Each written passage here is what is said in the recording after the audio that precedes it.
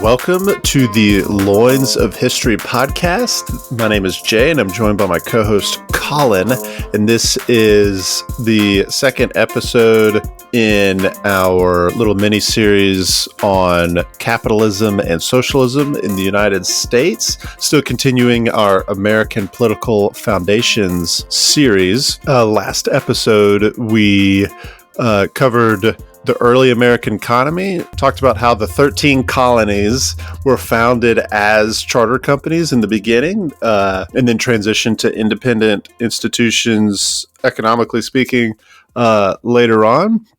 We talked about kind of some early economic policy, how we were transitioning from mercantilism to capitalist schools of thought. And in this episode, we're really going to cover the 1800s and the American economy and kind of economic policy during that century. So, Colin, how did the 1800s start off for the United States, economically speaking? Thanks, Jay. And it's actually an interesting topic that we're going to be discussing because, we think of the U.S. as a capitalist country. We're this free market economy. We're going to let the invisible hand guide the market. But the reality is we've never really been a fully capitalist or fully socialist country. We've had elements of both. And in the early 1800s, obviously this is way before Karl Marx's Communist Manifesto written in the 1840s. And socialism really didn't come about until the late 1800s with the rapid rise in industrialization. So the early 1800s especially were more of a transition from capitalism or from mercantilism to capitalism. And there's still elements of the old mercantile system that existed really until the Civil War. And the Civil War, in a lot of ways, was a conflict between obviously it was mostly over slavery, but there was still an economic piece to that where you had a conflict between this New World capitalism and Old World mercantilism. So in the early 1800s, you had the creation of the central bank by Alexander Hamilton. So yeah, and I actually think one of the biggest factors in the United States economy's development was the creation of that central bank that Alexander Hamilton was the biggest proponent and champion of. He created the first national bank in the 1790s. And then there's a second national bank that was created, but ultimately Andrew Jackson did everything he could to destroy the central bank. He believed it was the epitome of corruption. As a matter of fact, he called for an audit of the central bank, and he didn't renew their charter. So it was kind of wild. You hear Ron Paul audit the Fed. This is kind of the first audit the Fed proclamation you have. So right. I don't know, Jay, what do you think? Yeah, the central or national bank was one of the main contentious issues in the early republic, and it's kind of indicative, as for our listeners will recall back to our episodes on the history of American political parties. You had the Federalists, Hamilton would have thought himself as a Federalist, who were pro-government. Rather, they wanted a heavier federal government hand in the economy, of which the central bank was the biggest part of that. Anti-Federalists, later Democrats or Republicans,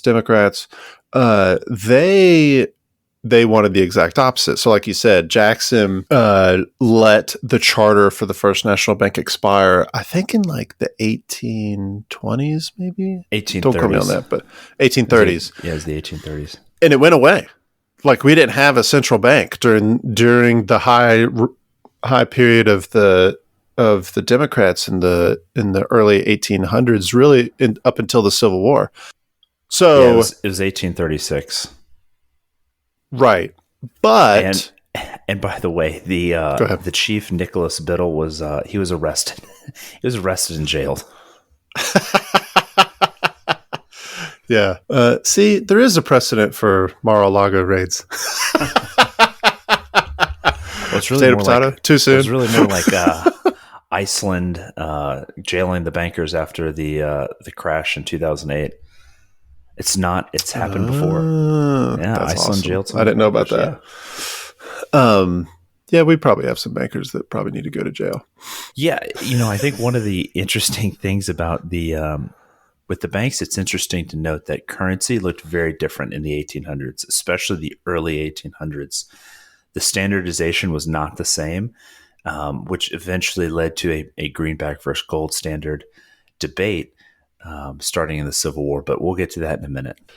Well, so it's probably helpful to talk about, like, this is all in the context of the Industrial Revolution. Sometimes it's called the First Industrial Revolution because there was another period later on where some other technological advances, think like Thomas Edison's time frame, that did it. But in this first industrial evolution or revolution, and really capitalism taking hold over Europe and North America, we've got all these different technologies that are being invented that is rapidly increasing commerce over larger areas. So one of those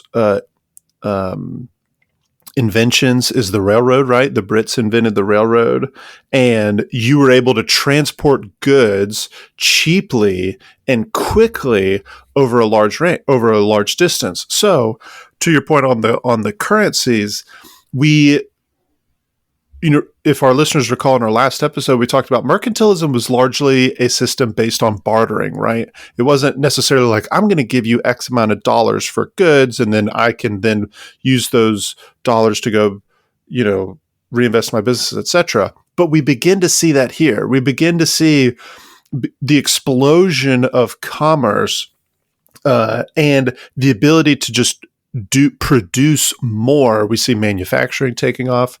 We see a need for essentially banknotes. And to Colin's point, at this time, banknotes, there was no central bank for a large part of this to issue banknotes. And so they were issued by local banks. And there was no like one currency to rule them all, so to speak. It's interesting that you say that. So it's wild to think about that. We had a time where there was not really a standard currency. Like, you could go to a different part of the country and a totally different banknote would be issued to you. And the trading, the value of those banknotes were based on the bank itself that was issuing it. So, and you bring up a good point, and this kind of ties in the economic growth and the technological inventions of the Industrial Revolution, especially in America, well, really in general, worldwide.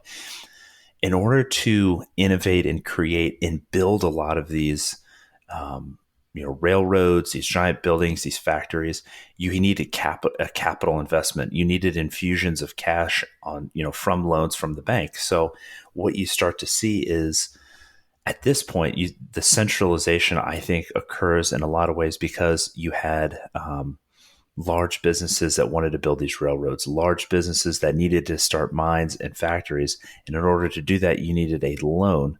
And so it just kind of leads, and that's sort of what capitalism, you have this infusion of loans and cash into the economy.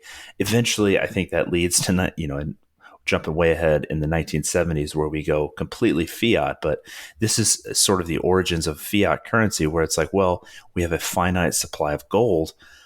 We can't really issue more out. And like I said, you see that in 1861 and 62. Hey, we got to fund this really expensive war. How do we do that?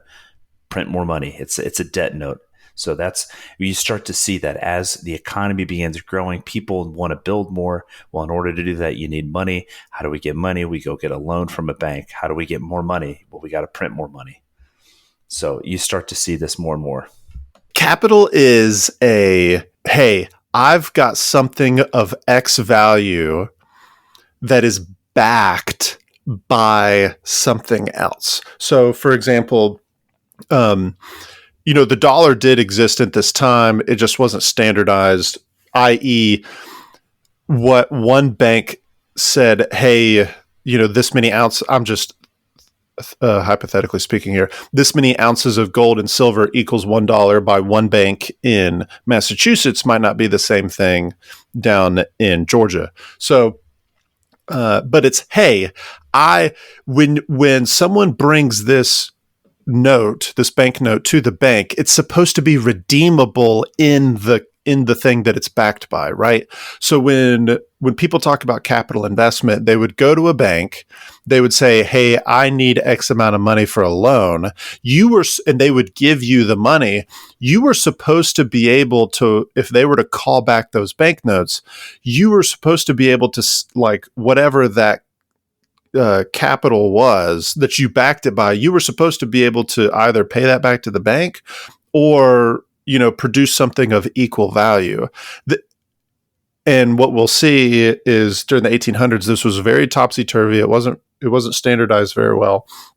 But to the point I guess I'm trying to make here, it's that capitalism writ large is the substitution of things of value for something else of another value, if that makes sense. Well, now we're really getting into monetary policy. Oof. Right. I really, what I'm trying to say is, like, monetary policy and banking system, the financial system, really is kind of what created capitalism as we know it today. And it allowed the economy to skyrocket. Simply put, it's the fuel that fed the fire of capitalism.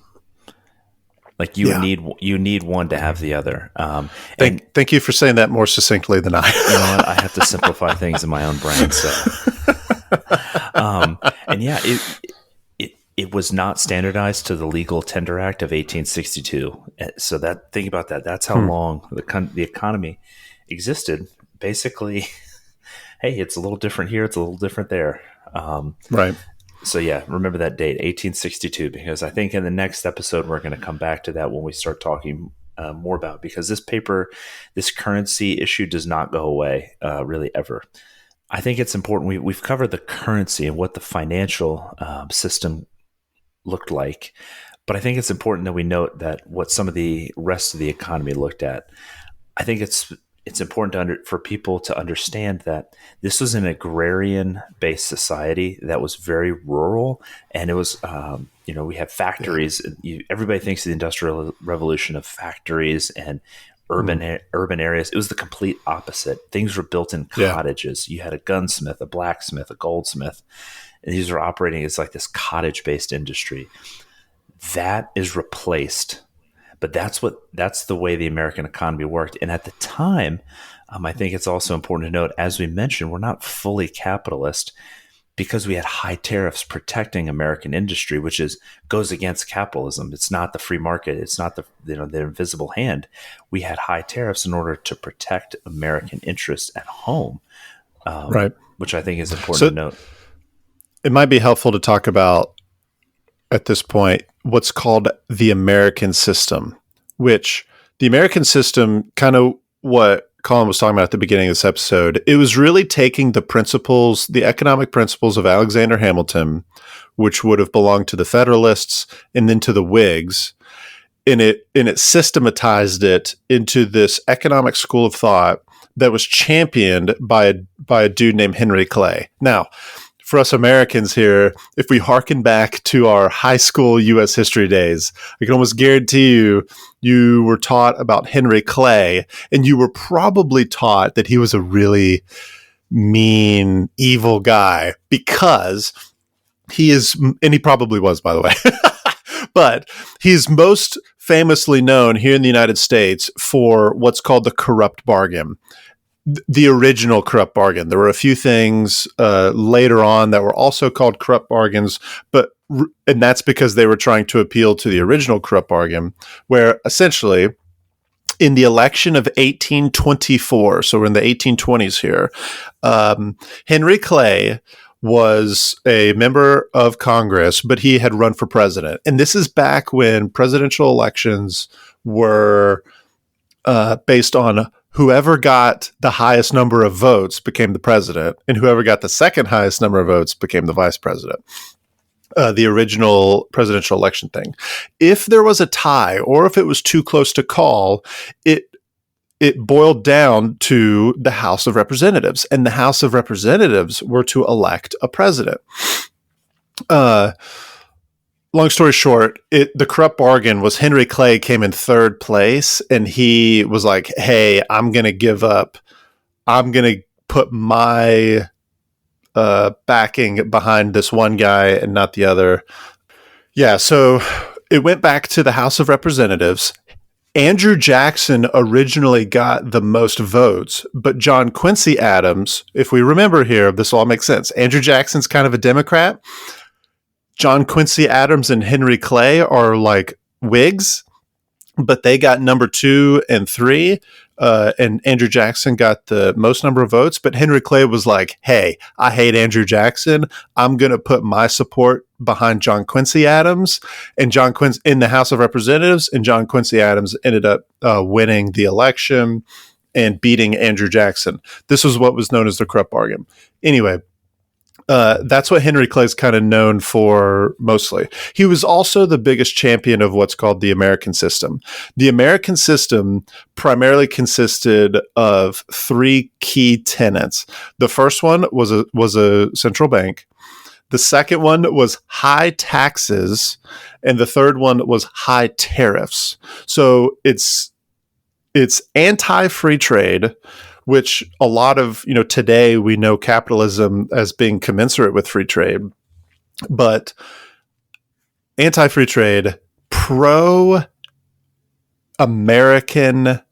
industry. So the whole point of high taxes, central bank, and high tariffs were to increase the competitiveness of American goods on the American market, and use all that so that you would then tax that to increase the federal budget and allow the federal government to go do more things. It's kind of interesting. It sounds very similar to a hybrid mercantilism. And I think that's the point we're trying to make, that it's not like hey, the American Revolution happened. Congratulations, we're all capitalists. No, it was a gradual shift, and I think the Industrial Revolution was a catalyst for change.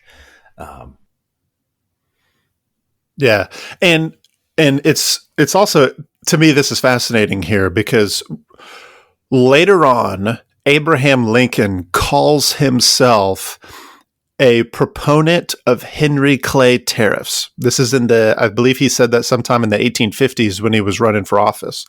And so it's safe to say that the Whig, the continuation of Alexander Hamilton's economic theories would run from, Hamilton through Henry Clay to Abraham Lincoln.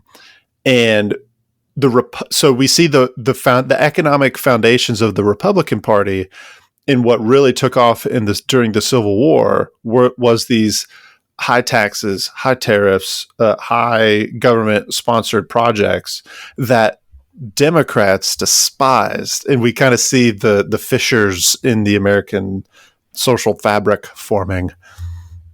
Yeah, I think that's an important note to make is with the early Industrial Revolution, or I think they call it the first Industrial Revolution within the United States, like I mentioned, it's still, as a whole, agrarian, rural, cottage-based economy.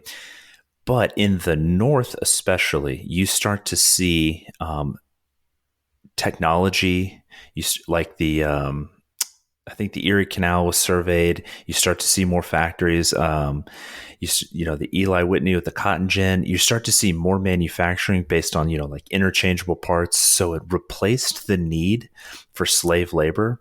And I think that's important to note because with the Industrial Revolution, slave labor, as it was in the United States at the time, where you're just used to harvest raw materials and, build things in basically a cottage, became obsolete. So within the North's economy, you really had no need for slave labor. They were building factories. They were textile mills that began. So they didn't have a need for that labor, especially. Whereas in the South, which, like Jay just said, the Democrats did not like this government intervention because it threatened their economic system. And so, like you said, the fissures began to, slavery was the big key issue, but you also see, because these economic impacts that it was having on these two different regions, they started to go their separate ways. And I think in a lot of ways, it's kind of an old world versus new world economics, in that the South, even dating back to the Revolution, still was very, they had a lot of loyalists during the American Revolution. I think they still kind of viewed themselves as very different than their Northern Americans, fellow Americans in the North, because they still had a lot of this old world mercantile. Their economy was driven by raw materials, cotton, rice, indigo, and then they would export it out, and that's what they needed. So they didn't like tariffs. Yeah. So, and it's also, so like immigration didn't really kick off in the United States until the second half of the 1800s. And when it did, you had primarily English-speaking immigrants, Irish, coming into the Northeast. That was cheap labor coming into these factories that didn't migrate down into the South until much later. Ellis Island being the quintessential, hey, I'm an American, or I'm an immigrant, I'm coming to the United States, I can go into these factories.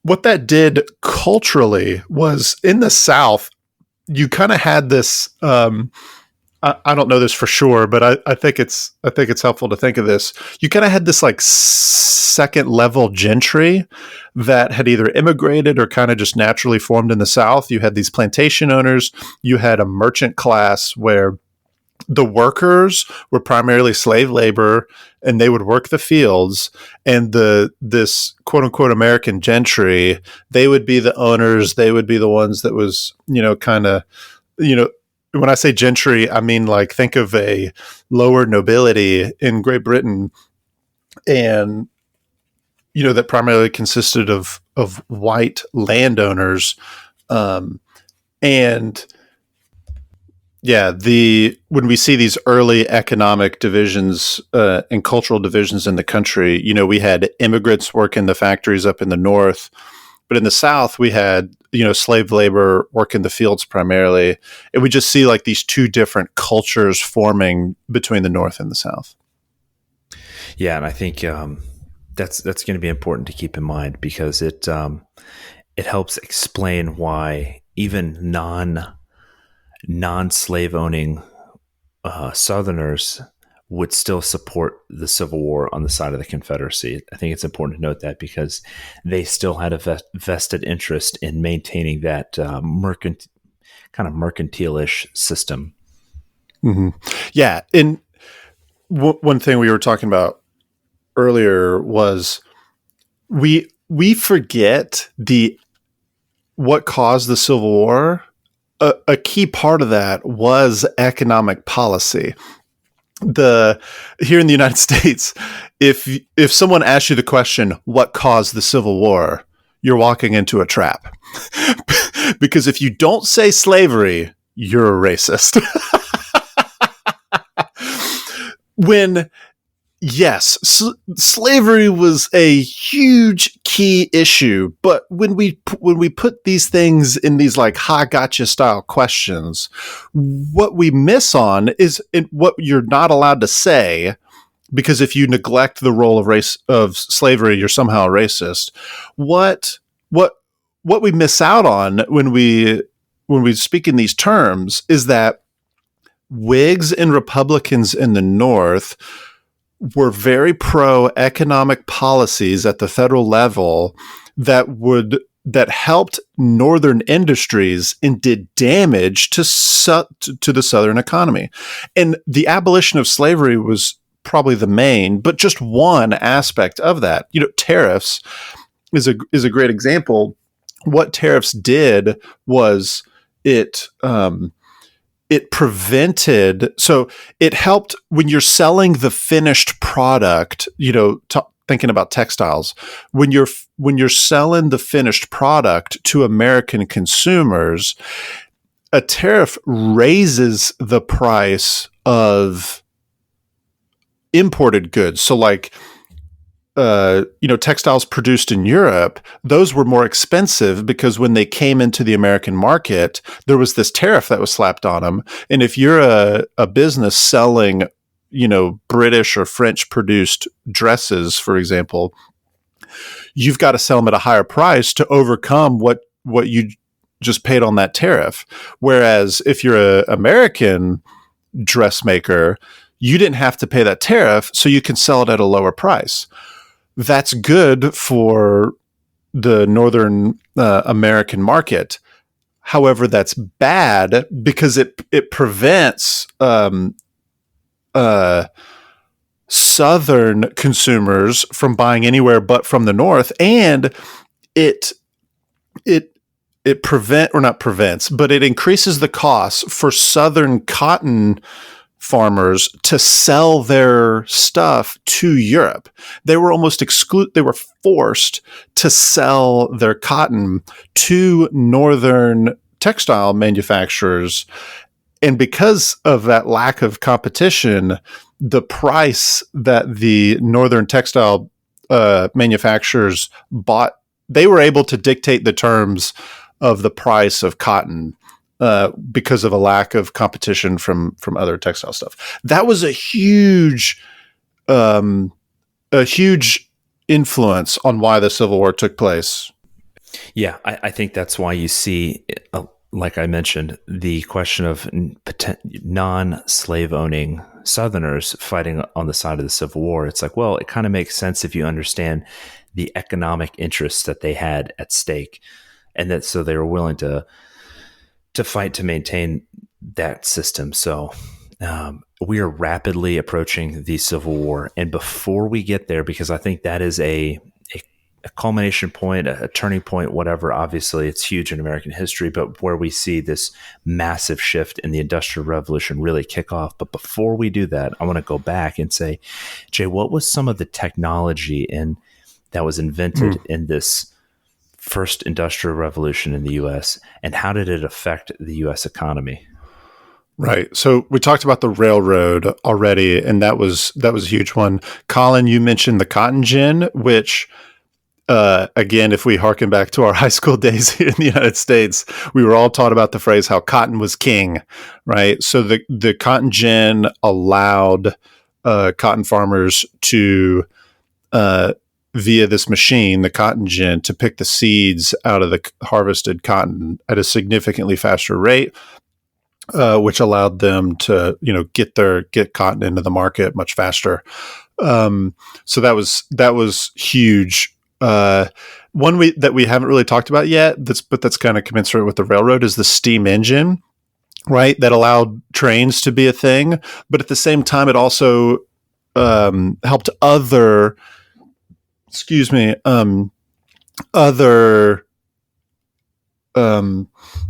machines. It provided an engine to be produced, and kind of what we see as we see coal becoming huge because it's replacing other forms of fuel and energy, and now coal, in order to fuel steam engines, becomes a huge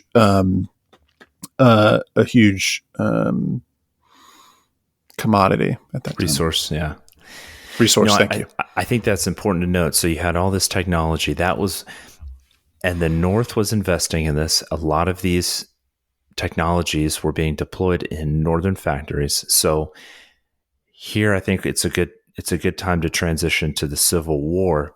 And Jay and I aren't going to go into every battle, and we could do a whole podcast on the Civil War. There's a Ken Burns documentary on the Civil War. There's a lot to it, but specifically relating to the economy and capitalism and how it eventually led to the rest of the Industrial Revolution and the impacts it had. I think this is a huge culminating point. So like I mentioned earlier, it is an old world, kind of new world this kind of new capitalism backed by industrialism in the North, fighting this old world kind of mercantile system. And eventually, obviously the North wins and industrial. And I think that is a point where you see America as a whole start to embrace the Industrial Revolution, start to move to I think what we would look at and call a more capitalist society. We still had high tariffs. That still existed up until, really the titans of industry and the kind of the Gilded Age and post-Gilded Age. But also to note that the Legal Tender Act of 1862 was passed, a standardized legal tender. So we mentioned greenbacks earlier in the episode. This is the first time the government has printed money in this quantity in order to pay a debt. So, and it caused inflation. It caused a lot of problems. And actually, the first income tax was passed at this point in order to pay down that debt and pay on some of this inflation. So I think this is really where you start to see a government say, hey, we need more money. Go ahead and print it. Here's how we're going to do it. We're going to issue these greenbacks, which was just legal tender that was colored green. That's where it gets the name greenback, in order to pay this debt. And so that, I think, is important because you start to see that more and more frequently. And then over the next couple decades, and really even 150 years, you start to see this constant battle between the government influencing monetary policy by taking on more debt in order to pay for things like funding conflicts and wars. That's really honestly the most expensive. So it's important to note. Yeah. So the Civil War, the Republicans were able to finally legislate their American system policies because Southern Democrats weren't in Congress. It's nice when all those Democrats that you had to fight with before the Civil War just didn't show up for 4 or 5 years. So you could legislate whatever you want at that time. Hence income tax being a thing in the 1860s, hence the federal bank becoming a thing, hence tariffs going like up 10 or 20 points or something like that during this time. Yeah, and I think this is kind of, I think the fiat currency was, that term had been around, but this is definitely where you start to see a more fiat style currency. In gold standard, obviously, if it is a gold standard, that dollar is tied to a set amount of gold behind it. A fiat currency means this is backed by not like the government or nothing or just our faith in it. It's backed by the faith that you have in the United States economy to pay this note off. So there's a difference there. It's not like a lot of people are like, fiat currency, it's backed by nothing. Technically, that's not true. It's backed by the ability of the U.S. economy to pay this debt off, to pay, for the government to be able to levy a tax on the American economy and pay this debt that they owe you, through this legal tender. That's, in a very simplistic way, that's how you think about it. It's not just paper. It is backed by something. It's just not by gold. And it is, it's a little conceptual, and you have to have a lot of faith in it, high trust, if you will.